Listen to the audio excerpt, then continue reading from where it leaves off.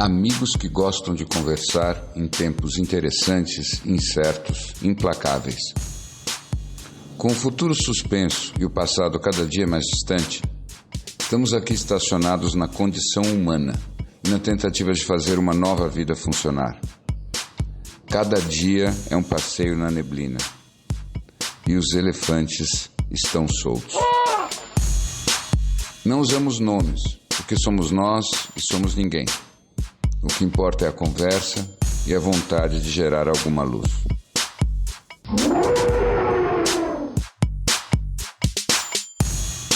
Isso realmente, eu acho que é a coisa que mais me impressionou essa semana, que é a pandemia da agorafobia.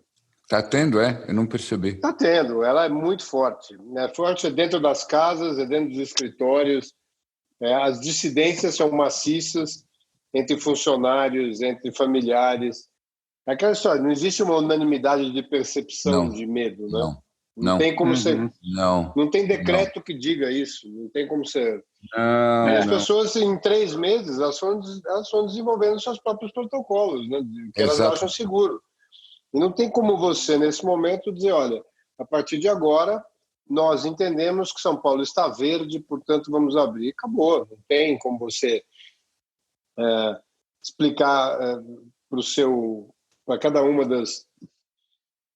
das consciências que um fator exógeno a elas e a forma como elas vinham lidando com isso até agora vai determinar como vai ser. Eu tenho refletido sobre isso e eu estou formulando essa questão da seguinte maneira.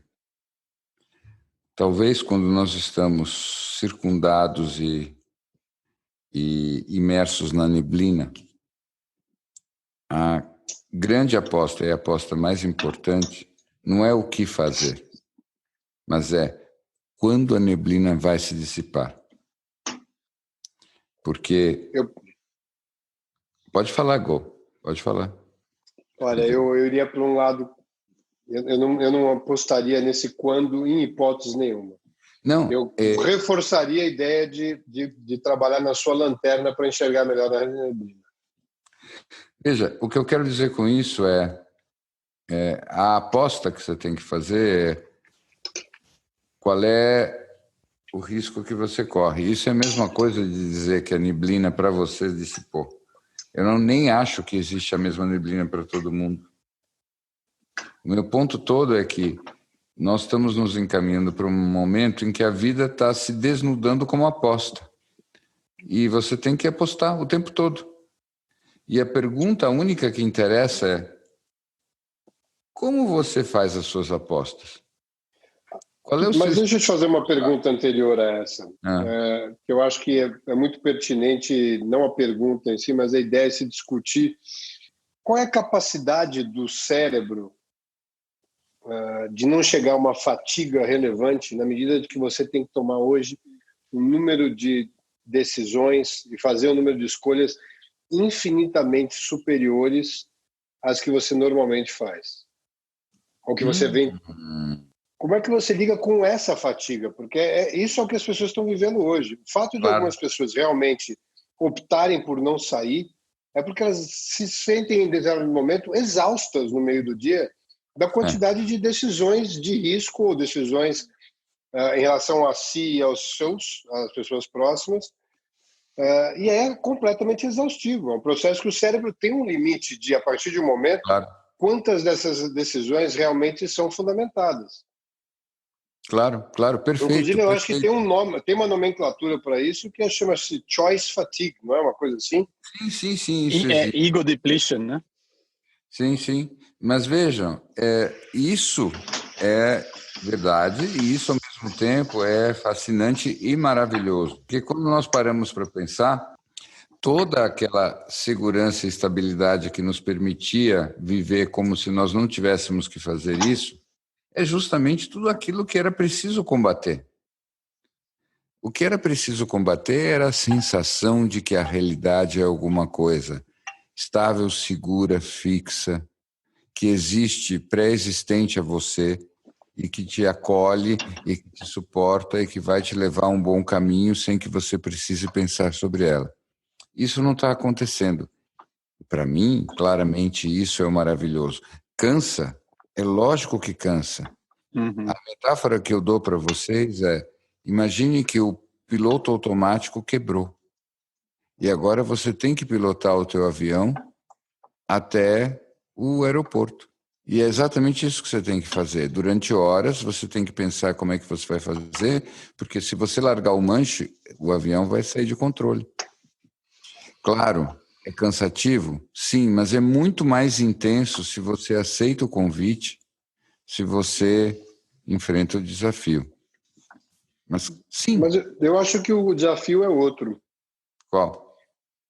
Eu não sei se o desafio é você manter a quantidade que você tinha de escolhas a ser feitas, ou se é você realmente entender isso como uma excepcional oportunidade de simplificar muito a sua vida. E tentar entender o que realmente é essencial nela, né?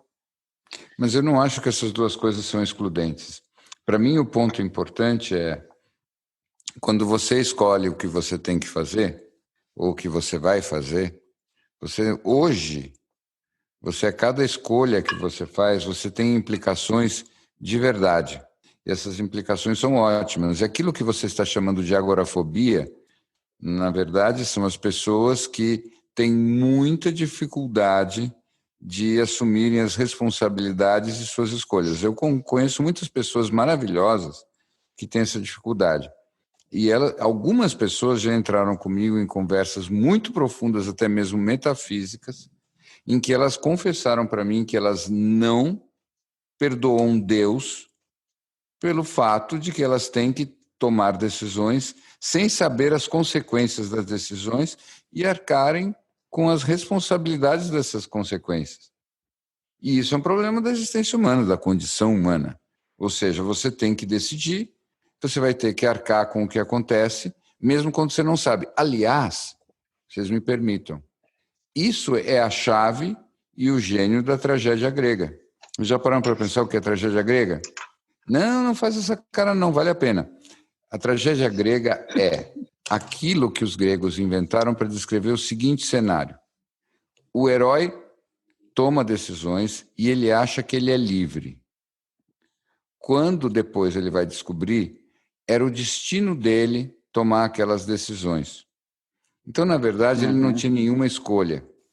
Ele foi aquilo, como se diria em inglês, framed by the gods. Então, bom, mas isso é a conversa que a gente estava tendo sobre o determinismo um pouco antes, né? Claro. Se a gente for por essa linha onde nunca houve outra coisa a fazer a não ser viver, e você ou compreender esse fascículo da sua vida, talvez seja isso aí a única oportunidade que você tenha dentro do seu papel no processo todo, não seja tomar as decisões, mas entendê-las, né? Já foram tomadas em última instância, você está só seguindo um currículo, para você fugir também da ideia de que isso aqui não tem propósito nenhum, né? Calma. Você já fez um salto que eu não consigo acompanhar. Veja bem, vamos lá, vamos voltar um pouquinho. Vou pegar um exemplo para aquilo que eu estava falando. Vamos pegar o mito do Édipo. O que é o mito do Édipo? O mito do Édipo é... Tudo começa com uma profecia. A profecia é que o filho de um cara chamado Laio ia matar o pai e ia casar com a mãe. Tá? Ora, nasce esse bebê, o pai sabe da profecia, o que o pai faz? Ele manda matar esse bebê. A mãe, morta de horror com essa alternativa, faz com que o bebê escape e seja adotado longe do reino. Muito bem. Esse bebê cresce sem saber nada sobre quem são o pai e a mãe verdadeiros dele. Quando ele já é um homem adulto, ele anda pela estrada. Ao andar por uma estrada, ele encontra um homem muito agressivo que diz, saia do meu caminho. Ele diz, mas por que eu preciso sair? E ele é atacado por esse homem irracível. Ele se defende e mata esse homem. Por acaso era o pai. Ele não sabia. Ele continua andando, ele chega na cidade de Tebas, que não tem mais rei, claro, porque ele tinha matado o rei, que era justamente o pai dele, e ele não sabia. E ele encontra uma cidade sitiada por causa da tal da esfinge.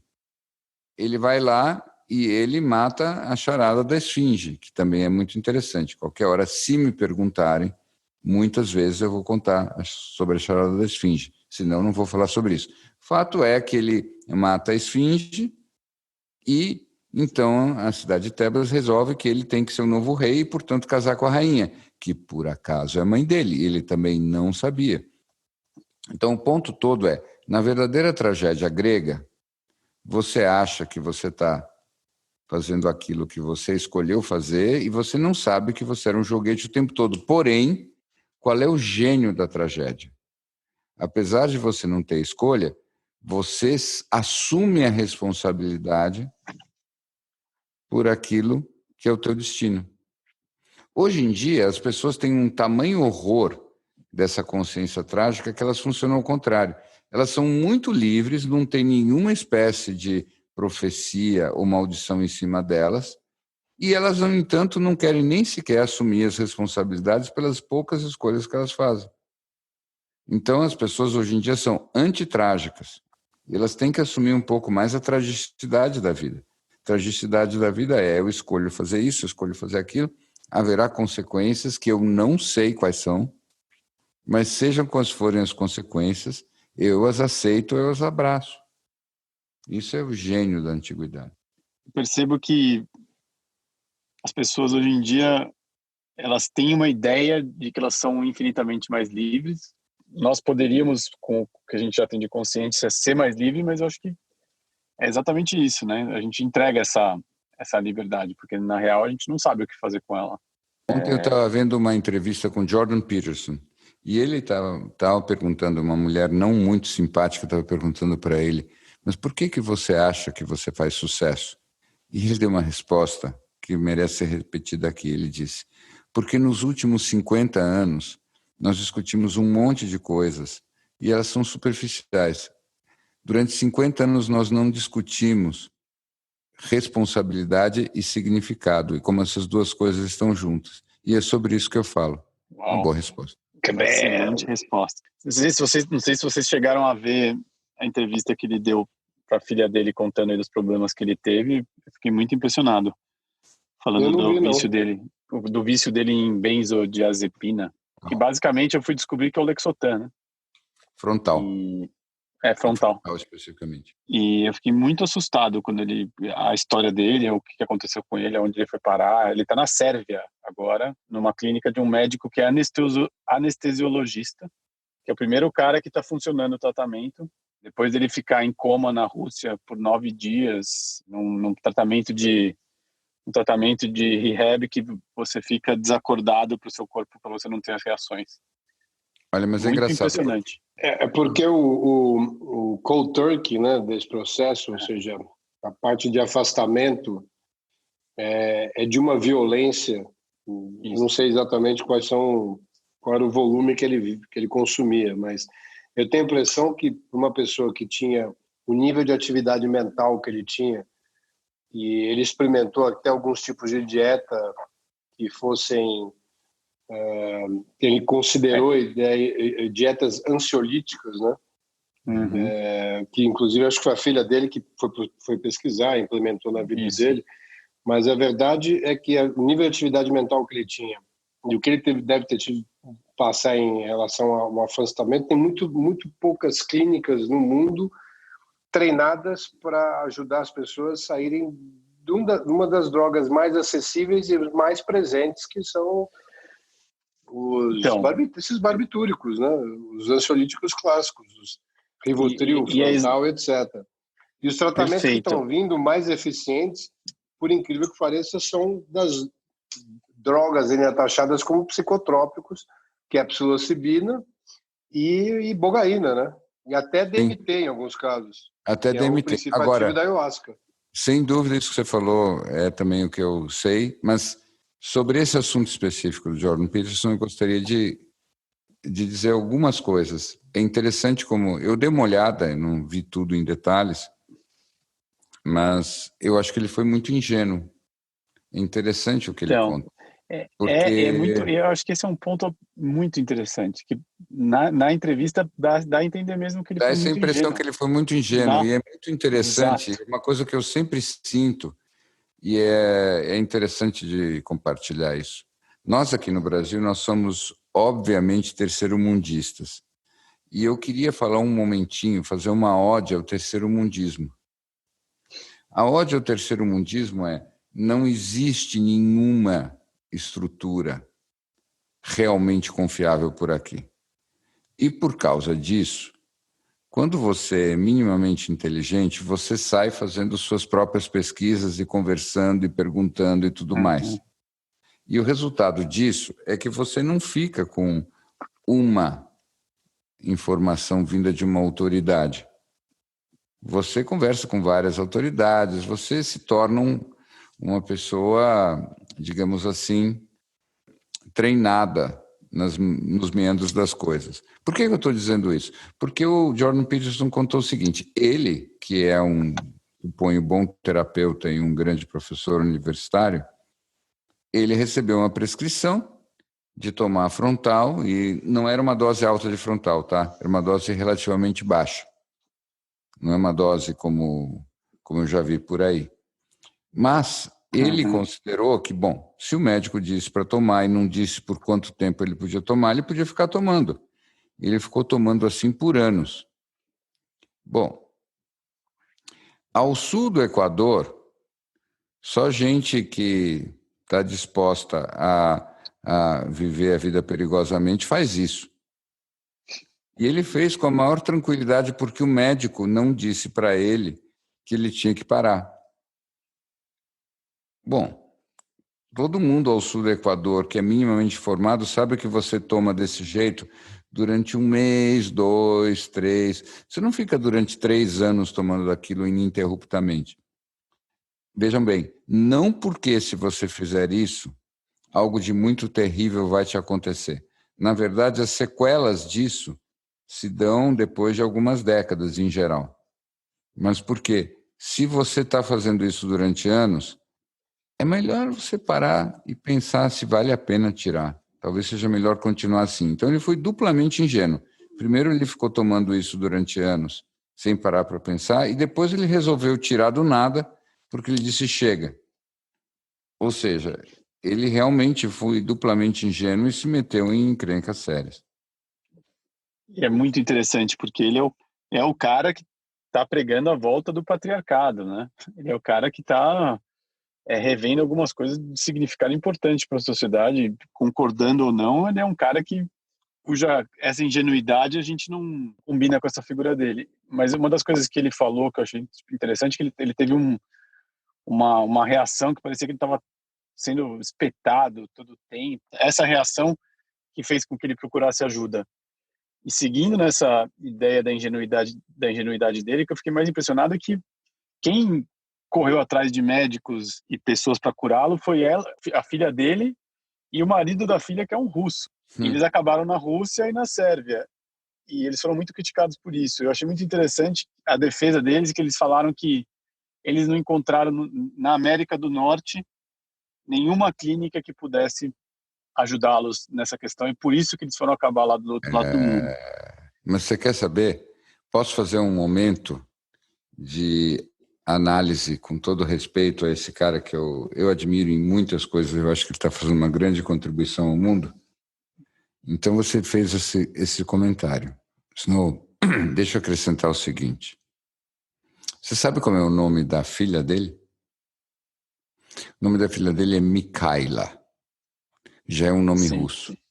Você, por acaso, não foi usando a sua conta no Apple TV que eu assisti o Rise and Fall of Jordan Peterson? Foi, não foi? Sim. Muito bem. Naquele documentário, que aliás é excelente, o que você observa?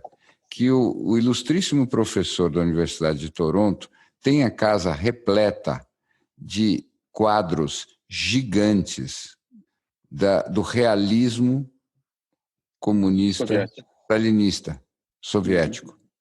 Então, o nosso querido Jordan Peterson, ele tem um fascínio absoluto pela Rússia no período stalinista. Dá o nome de Mikhaila para a filha, que, por sua vez, casa com um russo. Então, de alguma maneira, ele ia acabar numa clínica russa, quase soviética, para se curar de um tratamento que ele recebeu de um médico americano ou canadense, tanto faz, porque, com o perdão da imperfeição, talvez haja pouca diferença naquele ponto do globo que é Toronto. Para mim está muito claro que existe ali uma constelação familiar interessante que diz respeito a, não digo a salvação vinda do Oriente, mas tem um certo fascínio com a Rússia que é indiscutível, vocês não acham? Talvez seja esse o determinismo.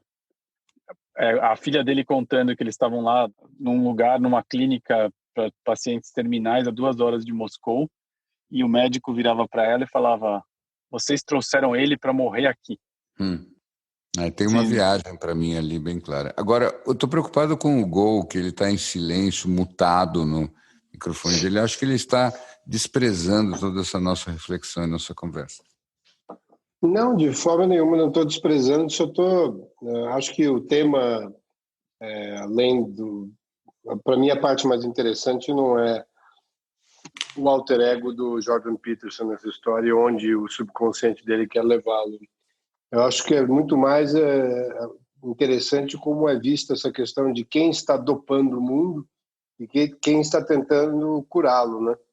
Uhum. E eu acho que tem muito essa questão muito óbvia, né, principalmente desta pandemônia que passou, ou que passou ou não passou, não sei. Fala-se muito dos terrenos que foram vendidos fora de São Paulo, de como incrementou a venda disso, mas ninguém fala do número estúpido, né, de crescimento em venda dos barbitúricos e ansiolíticos e derivados, né? E de como é que o mundo saiu dessa história muito mais viciado numa droga prescrita por médicos, né? Muito mais do que qualquer outra droga. E como é que a gente, como sociedade, vai lidar com essa nova doença que a gente criou? Quais são os Jordan Petersons que saem dessa história? E você dizer que não tem, ele dizer que não existe clínica nenhuma nos Estados Unidos que estivesse disposta, é porque realmente não existe. O que existe de mais novo nisso, essas terapias que a gente conversou antes, todas elas estão fora dos Estados Unidos. Até são clínicas americanas que estão no México, ou estão na Jamaica, até no caso da psilocibina, ou alguns no Amsterdã, enfim, tem clínicas de recuperação de alguns vícios lá, tratando com drogas alternativas. E a verdade é que não existe mesmo. Com drogas comuns, produzidas pela indústria farmacêutica, você não consegue curar o que a própria indústria farmacêutica viciou. Pois bem, eu aceito o desafio. Eu acho que a gente precisa levar essa conversa para um outro patamar. Eu acho que o patamar importante aí, acolhendo o teu comentário, é entender que existem substâncias que nos põem para dentro e substâncias que nos tiram para fora. Isso é muito mais importante do que a procedência, muito mais importante do que ser indústria farmacêutica ou não. Então, tem um establishment mesmo que utiliza algumas substâncias que nos põem para dentro. Quando você toma um ansiolítico, o ansiolítico é uma bênção para a humanidade. Qualquer pessoa que pense o contrário nunca precisou de um ansiolítico. Porém, o ansiolítico é uma substância que simplesmente nos ajuda a funcionar com a vida do jeito que ela é, do jeito que ela está. Ela é uma substância completamente conservadora. Agora, existem outras substâncias que elas têm uma outra vocação, que elas nos tiram. Elas fazem um movimento tipo Timothy Leary e nos fazem criar um turn-on, um tune-in e um drop-out. Nos tiram da adaptação, nos tiram do mundo do jeito que ele está funcionando e, de certa maneira, a gente poderia até dizer que nos levam para uma outra dimensão que poderia ser uma dimensão mais livre, mais solta, mas também mais perdida.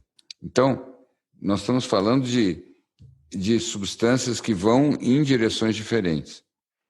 As curas provavelmente dizem respeito às duas coisas ao mesmo tempo. A gente precisa tanto de um caminho quanto de um outro caminho. A gente precisa de um caminho que desconstrua o que existe aí, assim como a gente precisa de um outro caminho que faça com que aquilo que exista faça sentido. Porque senão, do contrário, nós também criamos um exército de pessoas que estão supostamente melhores, mas completamente inadaptadas. Supostamente mais conscientes, mas completamente impossíveis de funcionar dentro da vida do jeito que ela é. Então, nós precisamos, eu acho, das duas coisas. As substâncias para cá e as substâncias para lá, por assim dizer. Mas, de qualquer modo, para mim, o que fica de mais importante dessa história? O que fica mais importante dessa história é: nós não nos bastamos.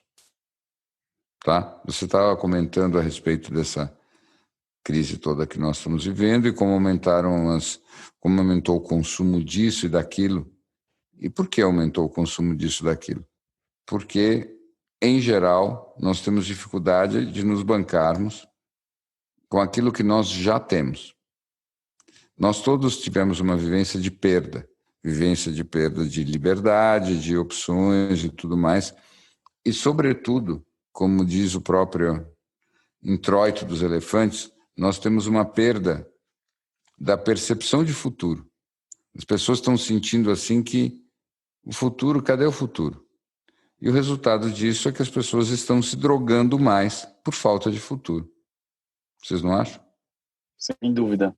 Eu acho que a causa das pessoas se drogarem nesse período em especial, ou seja, ele não é nem questionável. Claro que está muito mais difícil de lidar com a realidade e não tem nem como se questionar de como, em alguns momentos, principalmente como esses, uma droga como essa, um ansiolítico, melhora a qualidade de vida significativamente.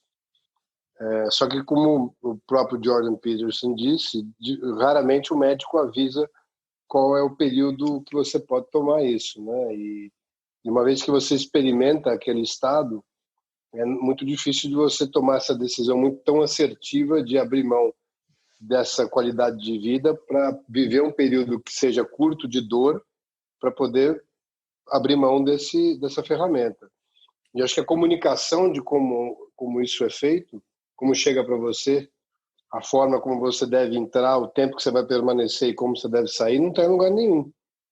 E independente de hoje isso ser controlado e todas as benesses que existem, eu acho que nós vamos lidar sim com um grupo significativo aumentado que teve que fazer uso disso pelas razões que a gente conhece, claro, uma realidade completamente diferente, mas não se fala muito da responsabilidade de o que se vai se fazer para ajudar as pessoas a saírem disso, né?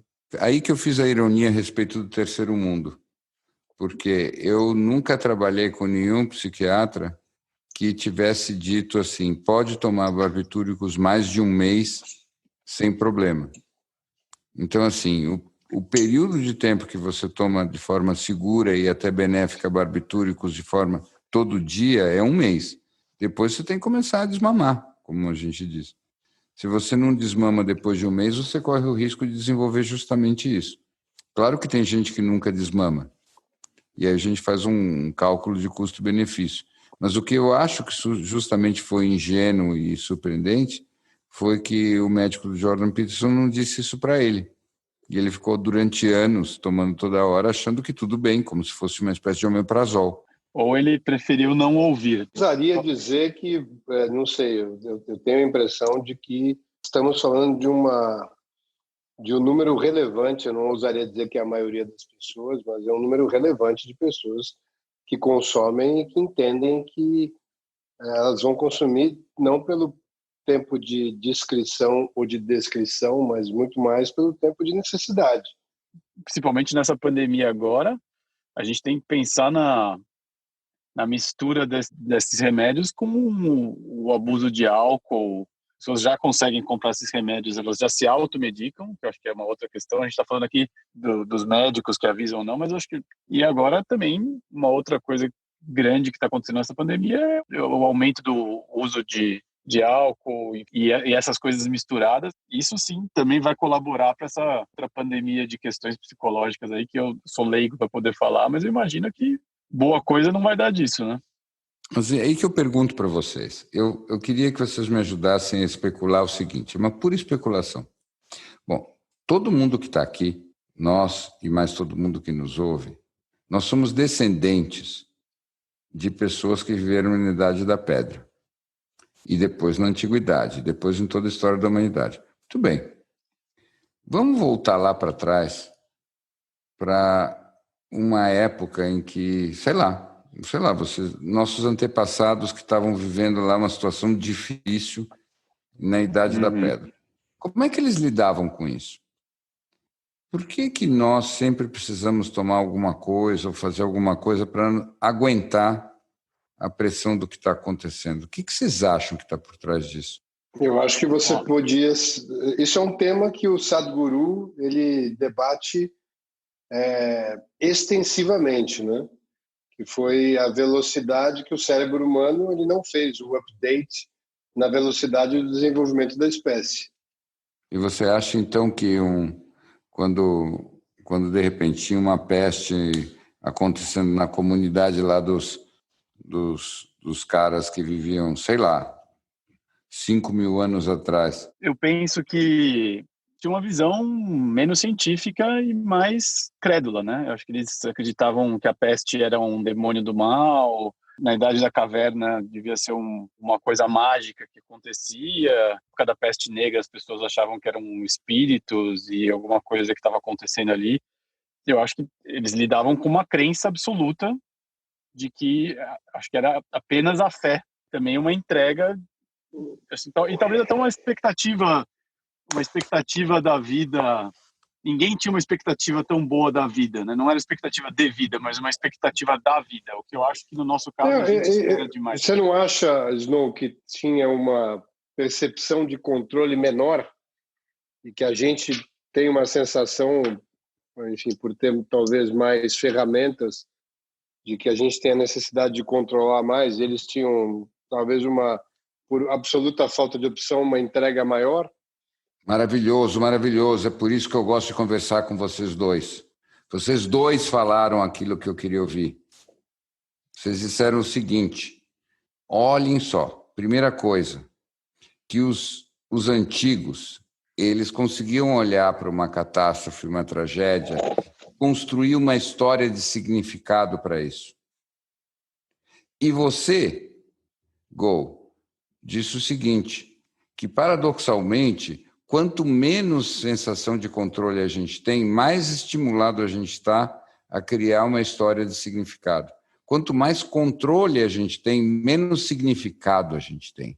Só isso não valia um episódio dos Elefantes. Só isso valia uma série de livros. Eu quero falar sobre isso.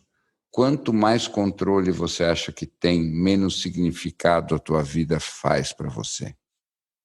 O significado existe, na verdade, na medida em que você aceita que você não tem controle e você procura viver a vida como se ela fosse um livro. Você vive a vida como se ela fosse um oráculo. E se você vive a vida como se ela fosse um oráculo ou um livro, aí você espera que as respostas venham de fora de você. E nessa humildade, você encontra significado. E onde você encontra significado, você não precisa se entorpecer, você não precisa se drogar, você não precisa se compensar, você não precisa depender. Então é o paradoxo dos paradoxos. Quem menos se apega no controle, menos depende. Esse é o paradoxo. E é um paradoxo não apenas contra-intuitivo, como de sensação, né? É isso que o Gol falou, que a gente, hoje em dia, tem a ideia de que a gente está no controle, sabemos que nós podemos ser muito mais livres do que aquelas pessoas. É realmente muito... É um paradoxo triplo, é muito interessante. Eu acho que mais do que a sensação, a gente tem uma obstinação por buscar o controle, né? A gente tem uma obstinação por diminuir ao máximo a quantidade de variáveis nas nossas vidas, nas vidas dos nossos filhos. Daí vem essa geração toda com esse mantra de evitar as frustrações, né? Porque a gente busca, e eu acho que essa perseguição implacável ao controle, ou a ideia de controle, é invariavelmente um caminho mais curto para a ansiedade. Mas não só para a ansiedade, mas para o ansiolítico, porque essa que é a história. Se você olhar, claro. É o macho alfa que lê todos os livros de autoajuda e desenvolvimento pessoal, que, quando entrar na sua primeira crise de pânico, vai logo no mais caro dos psiquiatras e vai se entupir de ansiolítico. E vai depois discutir com os amigos qual é o melhor ansiolítico, depois qual é a melhor vitamina, e depois qual é o melhor isso, qual é o melhor aquilo. E, na verdade, ele está buscando mais controle. Agora, eu queria aproveitar que, hoje o nosso amigo Bi está um pouquinho, está quase no meio da quadra, para a gente pensar em alguma coisa prática realmente para a gente tentar fugir dessa ciranda do controle, né? Que é tão... E quanto mais a gente é levado num mar absolutamente aberto, onde fica tão notória a nossa pequenez, mais a nossa necessidade de buscar ainda mais controle dentro do nosso barquinho. Vamos pensar em alguma coisa muito prática para a gente sair, trabalhar antes de sequer abrir os olhos, para se preparar para fazer essa entrega que é tão complexa, tão acho que na nossa geração, tão contraintuitiva, né? Vocês querem um exemplo de um exercício muito simples? Eu vou oferecer um. E depois, é claro, eu vou me mudar para o Paraguai, porque nunca mais vou ter segurança pessoal morando em São Paulo. O exercício que eu proponho é assim: pegue uma ou outra das suas relações mais íntimas e mais próximas e durante 3 dias vire para essa pessoa e diga: eu vou simplesmente te obedecer. Em tudo que você falar, eu simplesmente vou fazer sem perguntar, sem questionar, sem nada. Eu simplesmente vou funcionar como se eu fosse uma criança pequena, feliz. E simplesmente vou fazer o que você decide que eu faça. Eu acho que, em geral, isso já vai colocar todos nós num lugar de absoluta falta de controle. Porque nosso controle, obviamente, não existe. Na verdade, Nós poderíamos só fazer um house switch antes da gente começar esse experimento, não? Mas eu vou para a sua filmar esse evento, porque indubitavelmente nenhum reality show vai pagar sequer placê para você receber as ordens de um grupo que está completamente preparado a dá-las. Se isso é um exercício que ele ajuda algumas pessoas a sair do controle e empodera pequenos ditadores também, né? Depois tem que alternar. Eu vou aqui recomendar... Vamos para a parte de filmes, então. Eu acho que já citamos no passado, mas vou aqui mais uma vez trazer um filme que eu acho que, para essa parte em especial, ele é incrível, que é o Revolver, do Guy Ritchie. E eu acho que a batalha que ele tem... Obviamente, ali é uma batalha óbvia com o ego, mas em última instância, ele abre mão do controle completamente. E assistir esse filme sob essa ótica é uma das aulas mais intensas e incríveis que você pode ter hoje na sua biblioteca filmatológica. Olha, bom programa. É verdade, mas eu só quero frisar isso por uma precisão de linguagem. Ninguém pode abrir mão de uma coisa que não tem.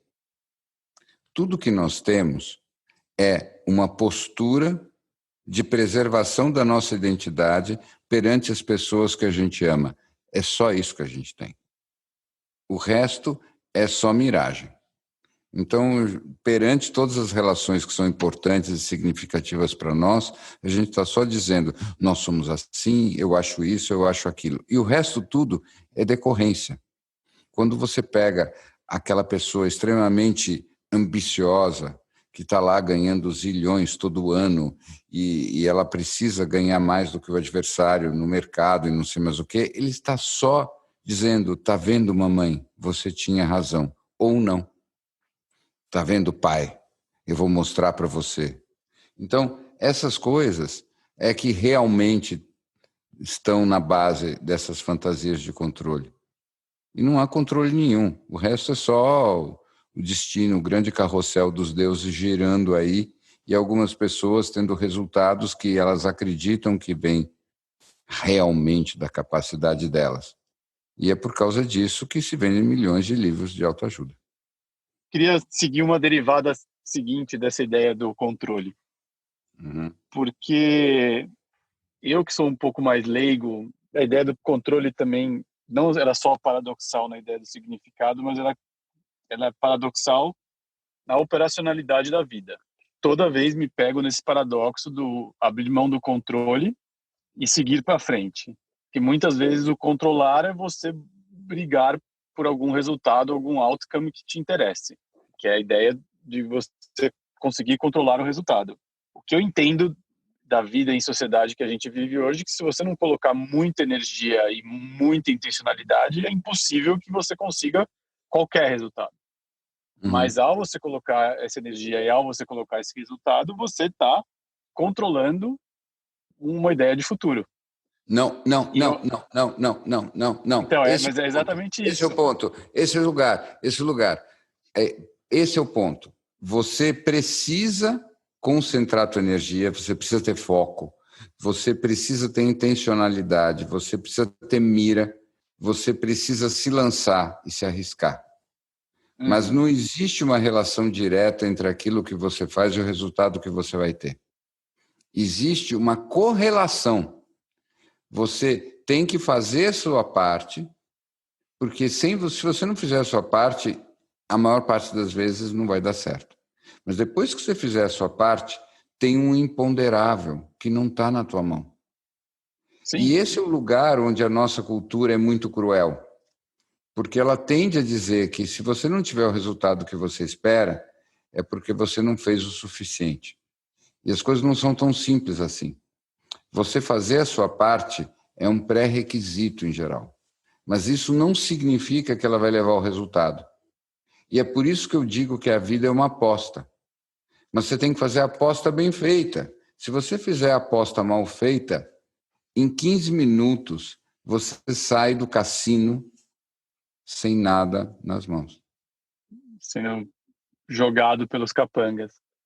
Mas para você fazer uma boa aposta, a gente volta ao grande fato que é você precisa saber quem você é. Muito bem. E só quando você sabe quem você é, você sabe o que você quer e o que você está disposto a apostar e quem você o que você está disposto a perder. Quem você é ou o que você é? O que é você? Quem é só um nome. Eu sou Bi, você Snow, ele é Go. Mas ou uma atitude apenas. O que é ser um elefante? O que um elefante pode? O elefante pode muita coisa. O elefante pode dormir só 2 horas por noite. Isso. Ele pode levantar a tromba dele muito alto e farejar novos aromas, novos ventos que os outros não podem. O elefante pode lembrar de muita coisa, ele pode voltar para o lugar de origem. O elefante pode sair correndo e passar por cima de todas as coisas. Isso um elefante pode. Agora, quando você vê o que você é e tudo aquilo que você pode por causa daquilo que você é, você pode fazer escolhas. E aí a gente volta para o determinismo. E eu queria ouvir aquilo que você pensou sobre o determinismo, que estava no começo da conversa e nós não falamos. O que era? a gente conversava sobre uma série que você nos recomendou, né? Inclusive, interessantíssima a série Devs, que fatalmente mudará de nome no Season 2. Mas, de qualquer jeito, eu acho que o que desde os Vedas já se falava, ou se estudava, era justamente a questão do livre-arbítrio, né? Existe o livre-arbítrio, e se existe, qual é o seu papel dentro dele? A gente conversou ontem que, acho que o primeiro, não me lembro quem disse isso, acho que foi William James, não foi? William James. A primeira ação do livre-arbítrio seria acreditar na existência dele. E é tão engraçado isso, porque imagina o contrário.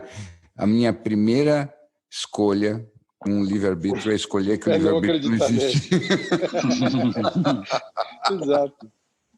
Ou aquela frase fantástica do Matrix, que eu vou repetir 3.000 vezes até o dia que eu desencarnar.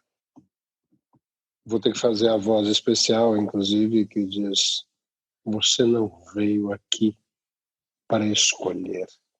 Você veio para entender as escolhas que você já fez. O determinismo era quantas vezes você tem que viver a mesma coisa para interpretar aquilo de outra forma. Essa é a minha visão. Eu acho que existe sim um roteiro, mas quantas vezes você tem que viver aquele roteiro? E pode ser na mesma vida. Quantas vezes você vive aquele roteiro quando você está pronto para mudar para o trilho do lado, que vai te mostrar uma outra situação onde você pode interpretar de uma outra forma ou continuar dentro de um padrão e seguir até você invariavelmente passar por todo o processo que você veio para evoluir aí. Isso é uma vertente. Posso pegar uma carona aí?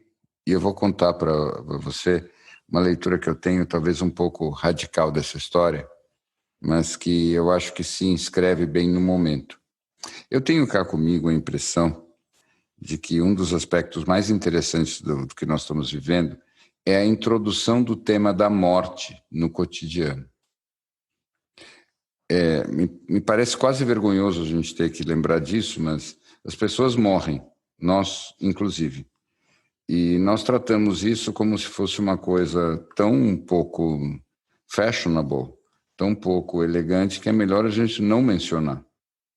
E nós vamos vivendo sem lembrar disso e como se fosse possível uma vida que fizesse sentido sem essa inclusão dessa informação tão essencial de que a nossa vida, tal como nós a entendemos, tem um fim. Pois então, a resposta para o que você trouxe, que é a questão, não, você só tem que compreender o esquema no qual você está vivendo. O que eu tinha para te comentar não é nenhuma resposta, é só uma contribuição. Eu estou convencido de que você não basta compreender aquilo que te aprisiona. Você tem que metaforicamente, se suicidar. É só quando você abre mão da identidade que você tem relacionada a esses padrões que se repetem constantemente, é que você realmente se liberta deles.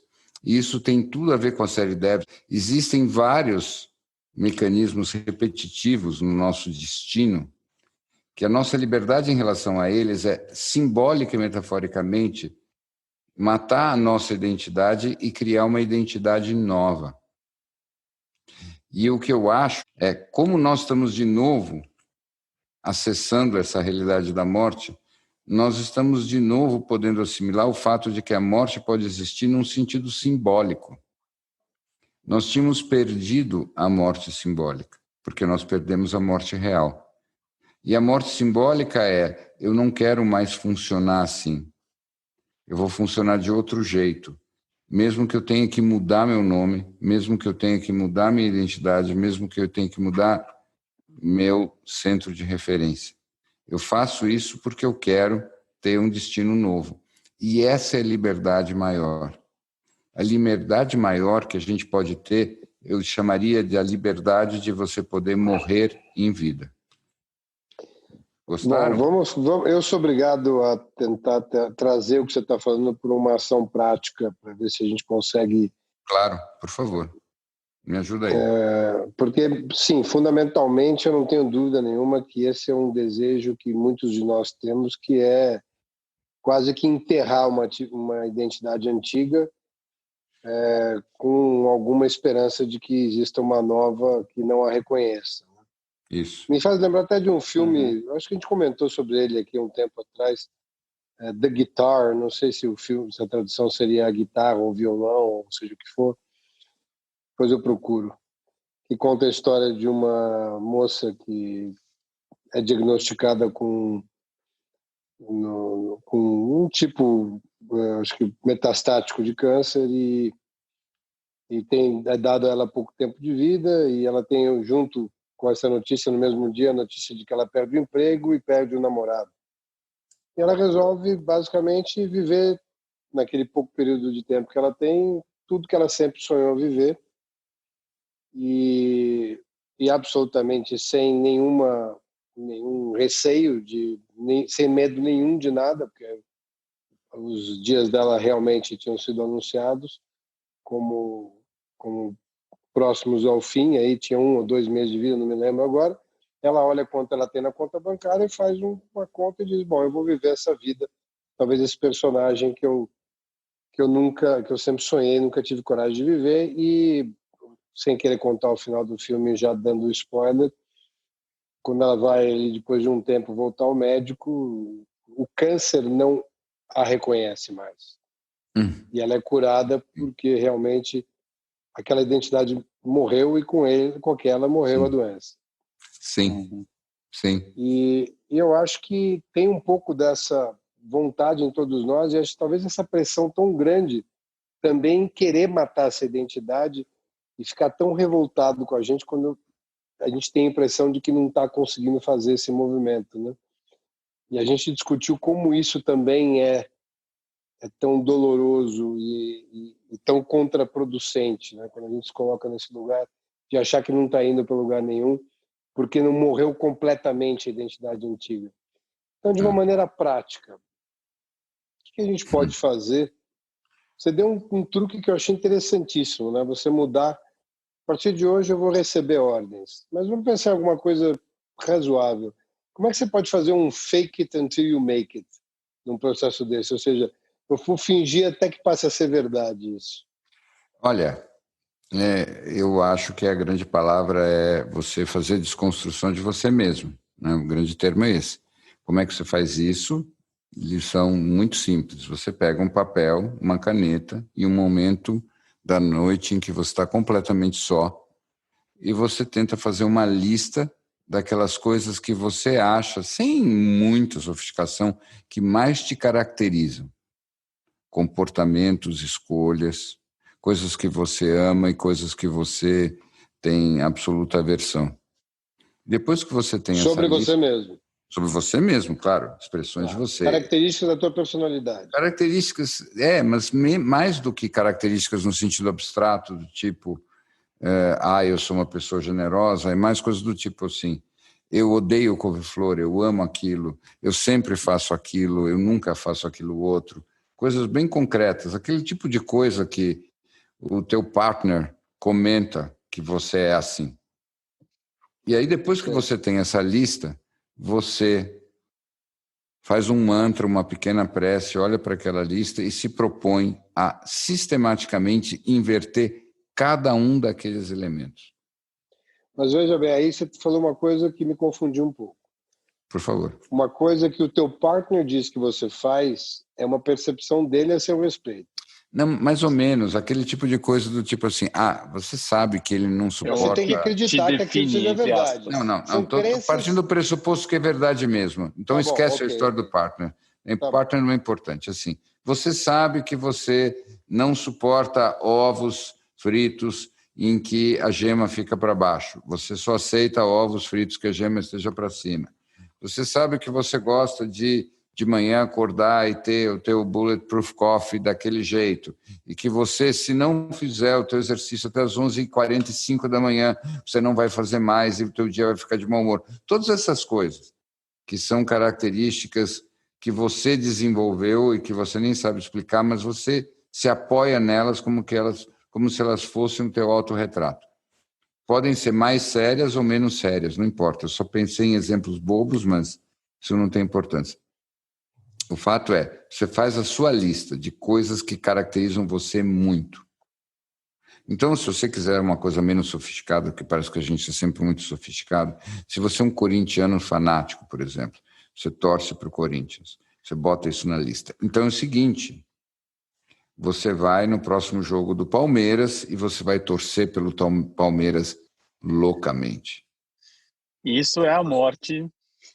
Se você odeia... Literalmente.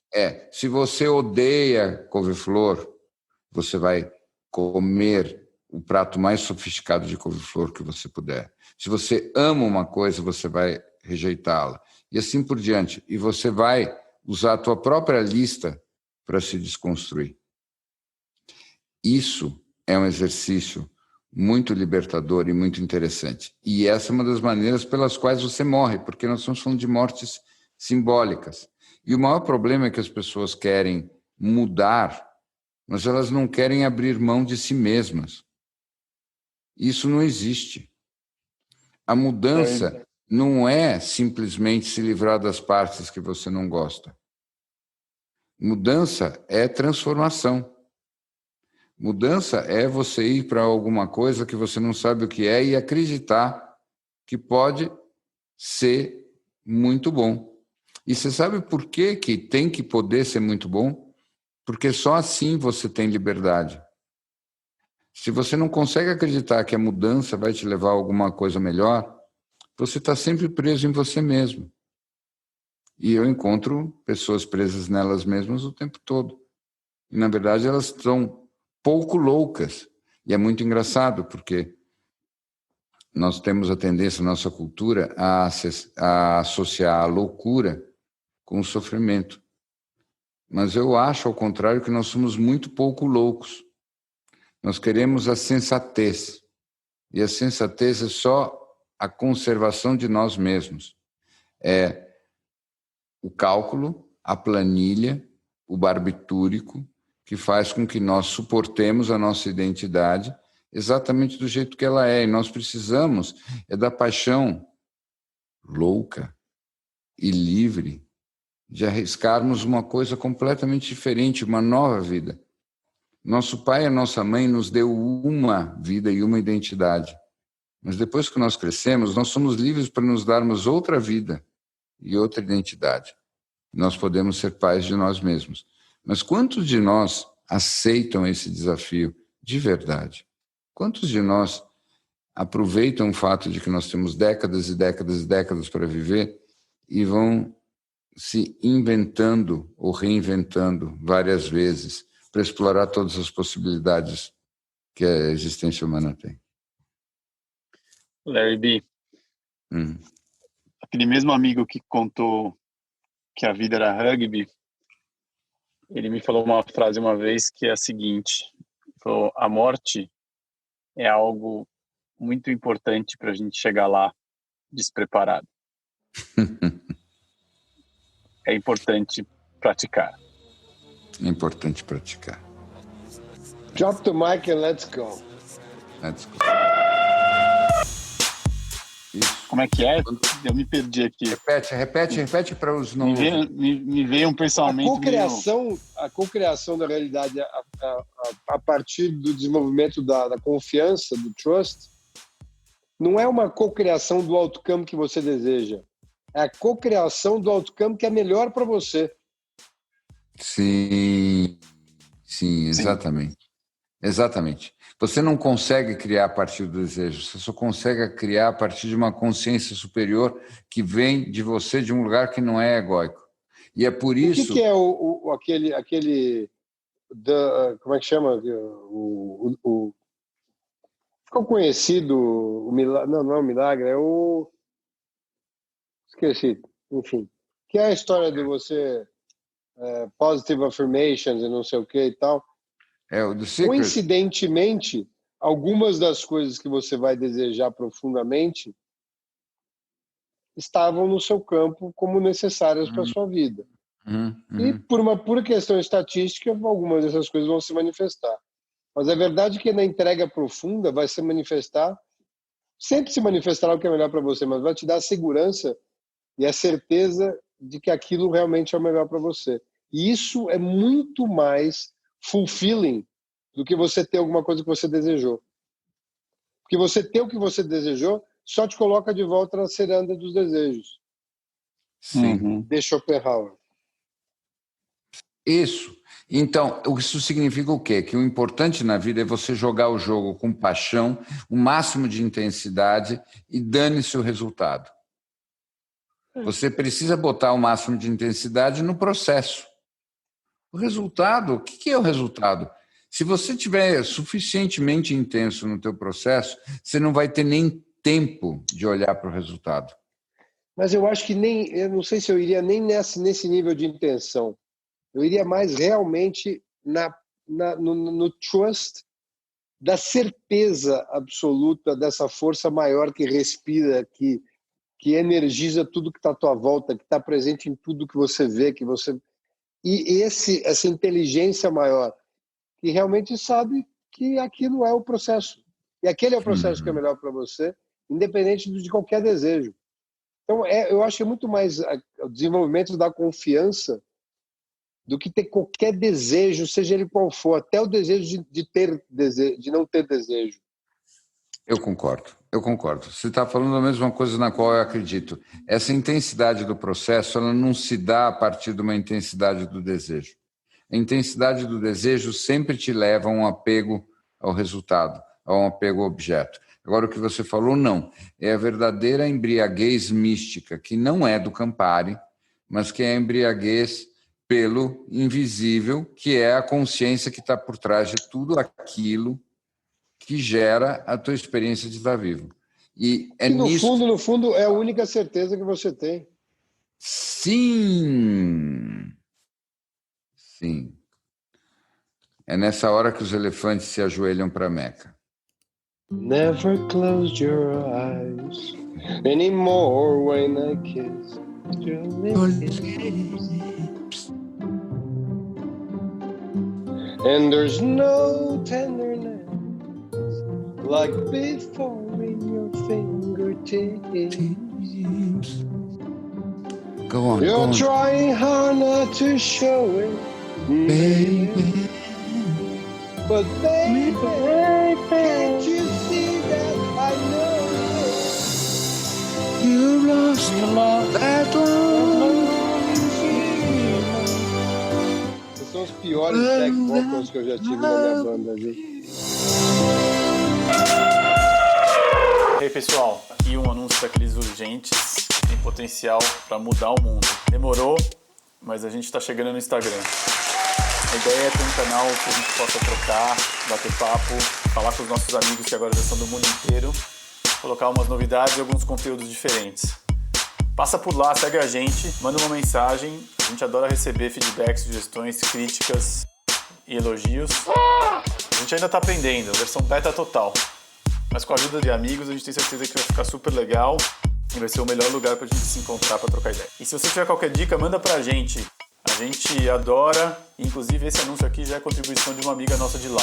Segue a gente, a gente ainda está aprendendo. Segue a gente. Se você quiser receber os próximos episódios dos Elefantes em primeira mão, passa no nosso site e deixe seu e-mail, elefantesnaneblina.com.br. E obrigado por nos ouvir até aqui. Até mais!